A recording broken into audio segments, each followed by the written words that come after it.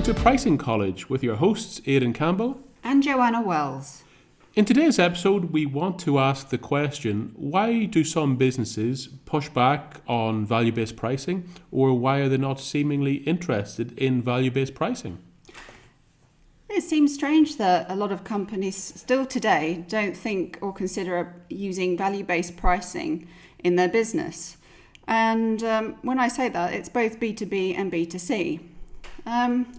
And I think, really to answer the question in short, it's really because people don't know how. Potentially, this is because they spent a lot of time doing basic cost plus pricing that they've really forgot, or they really don't know how to do value-based pricing. But what is value-based pricing? It's really a method of understanding your customers and what they value about your business. And that takes a little bit more time and thought. Yeah, I think fundamentally companies don't do or don't practice value-based pricing for the very simple reason that it is very difficult. To practice real value-based pricing, you really have to be top of your game. Obviously, you can move in steps in that direction, but let's be honest, a lot of companies are not very good at anything. A lot of companies, focus all their efforts in one area, whether that's operations or delivery or whatever it is. And very often, I'll be honest, I've seen very few companies who really focus on customer value or value-based pricing. And it's not like saying, why do companies not do it? It's almost the question is, can you name companies that do it?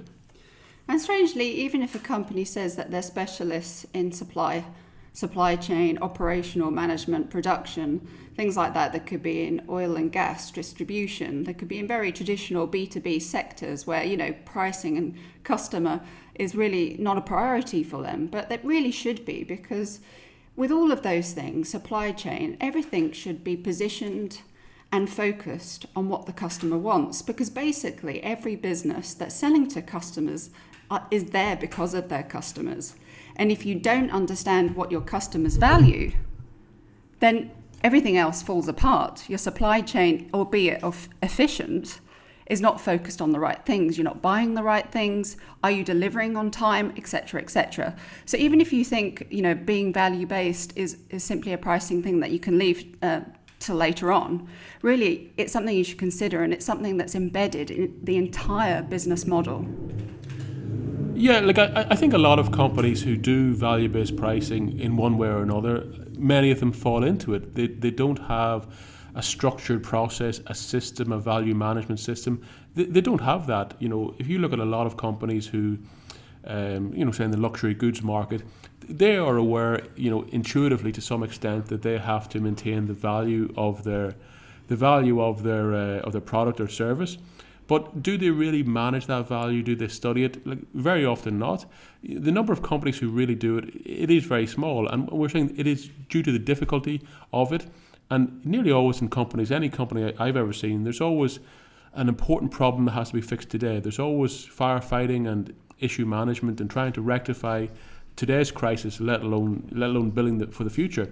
Even if you look at, say, a Silicon Valley startup, which are always in the media these days, most of them don't have value-based pricing or a value-based methodology.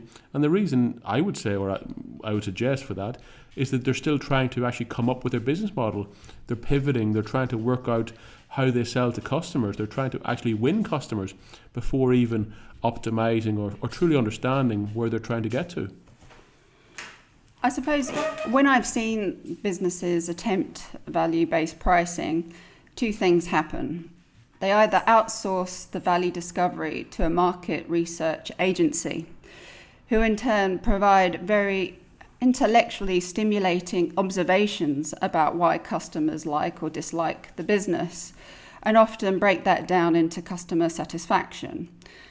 However, the problem with that in terms of pricing, it's very difficult to integrate that type of very loose generalized observation into your pricing, especially on a product level. The second thing that I see, and this is even common in leading FMCG businesses, they say that they're doing value-based pricing, but ultimately it's still cost plus with a little bit of value add-on at the top of everything else. So if they look at the price ladder, it's cost, what are the competitors doing? Another markup, and then, well, how valuable are we? Oh, we think we're about that. Let's add, another 10 cents. That sort of thing. It's not very scientific at all. And fundamentally, it comes down to skills gaps in analytics. There's huge knowledge gaps in value-based pricing, and there's a lack of thinking and strategic thinking about how to integrate your pricing to drive a value-based business model. Yeah, look, I think, we have to look at, there's the journey, there's the destination. A lot of companies have a lot of problems. We always hear in the press, and anybody who's worked in a corporate is aware that there are skills gaps, there's corporate culture issues, those sort of things. It's very rare to really work on a championship winning team, to really be part of a great team and system and process that's really delivering results. Those companies are, they're few and far between, and even when companies hit them, are they able to maintain that over a long period of time? It is debatable. But I think the point I would make is, just because something is very difficult, it doesn't mean it's not worthwhile doing. You don't have to achieve 100%, but the closer you get to it, the better the business will be. It's like going to the gym. Going to the gym in any way, shape or form will benefit your health. You don't have to become obviously Arnold Schwarzenegger, but you have to do some steps, and the further along that line you get, potentially the better. But we have to be honest. It is tough. It is hard. You do need to work hard. The company needs to put a lot of effort, resource, focus on value management and really embedding it into the company. So really, maybe it's not like resistance to change, resistance to something new. It's more a resistance to learning, maybe not challenging thinking, assumptions about value. Because often when we've done workshops on value, for instance, I've been surprised to find how difficult even identifying internal value drivers can be with stakeholders. It's almost as if that's never been a thought or a question on their mind. So the articulation of value, even from a hypothetical perspective, it hasn't been tested on the customer, it's literally internal, it's still very ambiguous. So what can you do to go from there? You need frameworks. You need proven frameworks to help you think through the problem. These things do exist. There are processes in place. And as Aidan said, it really now is time to sort of have that sort of step change, think slightly differently, and start testing those assumptions.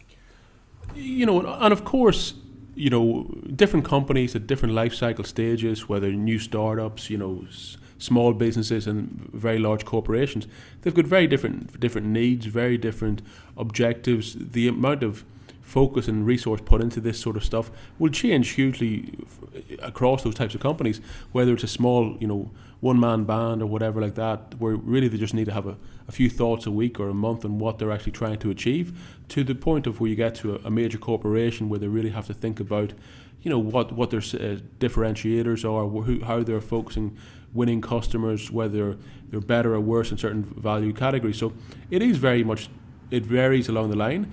The other thing we'll say is business is tough. Every aspect of business is tough.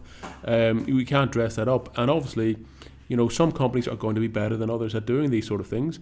And fundamentally, real top quality value management will be what separates the great achievers, the big companies, from the lesser lights.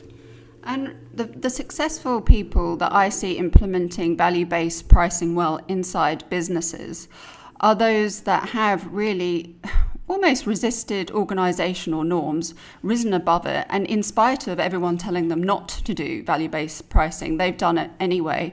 And they've really challenged that cost-plus thinking. They've even developed their own sort of models. They've even tried to develop frameworks and things like that in place so they can pretty much capture more revenue and margin for the business. And over time, because they repeatedly, through their methodology, which is value-based, gain more traction in the market, more additional margin than anyone else, and everyone's wondering, how can they do it and no one else can? They get seen by the executives as being high performers, and from there they rise through the ranks. And rightly so, they're the ones delivering value. But the unfortunate thing in this is that often that there's not that commitment from senior management, from the executive team, to give very smart people like that the bandwidth to do the best work they can do. And so often it just becomes ad hoc here and there, and it never becomes a rounded, complete piece of work. So I think I'm saying here that yes, you can invest in great, smart people, but if you don't give them the bandwidth to try and test and learn new methodology and start embedding value-based pricing in the business, it will only ever be a concept. It won't work out. So the executive team need to give teams that space to learn and trial, test, because with that space they'll be able to prove to the business within 3 to 6 months that value-based pricing works, and then everybody else gets on board. Yeah, I don't think I have much else to add to that really. It's I think with a lot of things it's just getting started. It's knowing the direction you want to go in, and it's putting in place systems and processes, and milestones, etc., that will help you get there. So yeah, that's what's that old saying? The first step is the most important on a long journey. So, yeah, that's it from me. And I suppose never feel like you can't ask. We're a good resource. We know people out there that implement these sort of things. If you need advice on training providers or things like that, please feel free to ask us any questions. We can get you started with all these types of value-based concepts and implementations. taylorwells.com.au, or feel free to get in touch with me personally. All right, thanks a lot. Thanks then, bye.